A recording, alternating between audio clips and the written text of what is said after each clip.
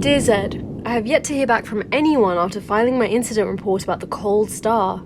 Signals come and go this deep into empty space, so my outgoing message could have gotten stuck somewhere, or their reply may have.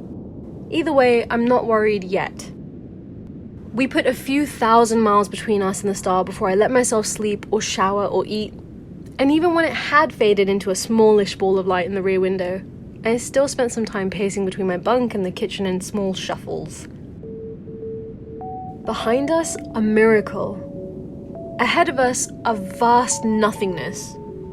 And hidden somewhere in that nothingness, Zed. I pause in the corridor and look through the windshield as if it might suddenly appear. It doesn't. I sigh and step heavily into the kitchen. Nothing in it has changed since I last paced my way into it 11 seconds ago, but this time I make a decision to stay put. A glass of water I don't remember pouring sits on the table next to an unopened sachet of powdered meal. Scrambled eggs and bacon, the cheery packaging promises me. But I know better. Still, I have to eat, and in the excitement of the star, I ignored Fido's reminders to pick out anything fancier from the storage unit. I run through my mind the recommended way to prepare powdered meals. Step 1. Open the sachet. Step 2. Don't think about Zed. Step 3. Empty the sachet into a heat-proof bowl or pan. Step 4. Don't think about home. Step 5. Add half a cup of boiled water and salt and pepper to taste. Step 6. Ignore steps 2 and 4 and feel sad for a bit. Step 7. On a low heat, stir the powder until it's all dissolved. Step 8. Fido alerts me to an incoming transmission and I let the meal simmer quietly as I duck into the flight deck and light up the panels. A small flashing icon of an envelope blinks into view. I've never in my entire life seen a real envelope. The icon is a strange, lingering artifact of an extinct technology, but its meaning is unmistakable. One new message. Sinking steadily into the chair, I tap the envelope and the screen flickers into a message. I frown with disappointment at the reply from my employers. 2 sentences, 4 words. Report received, continue objective.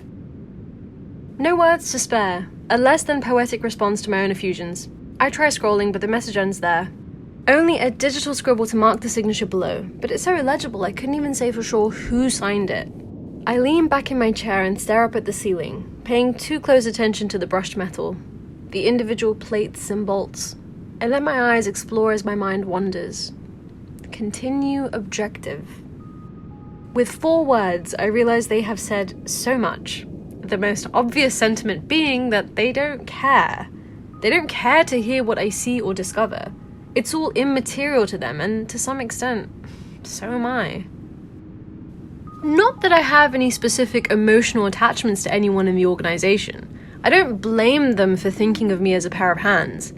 But I'd hope that maybe there'd be some value in my findings. Or if not, they could at least have feigned some interest given the unspoken circumstance of my objective. Apparently not. I'm not going to stop writing though. They don't need to know. They only know what I send them. But this is for me. I'll keep writing if only to keep my mind off of Zed. Then I shudder at the realization. The bleak reality. Continue objective. They want me to think about Zed. And only Zed. I have to. It's my objective. It goes like this.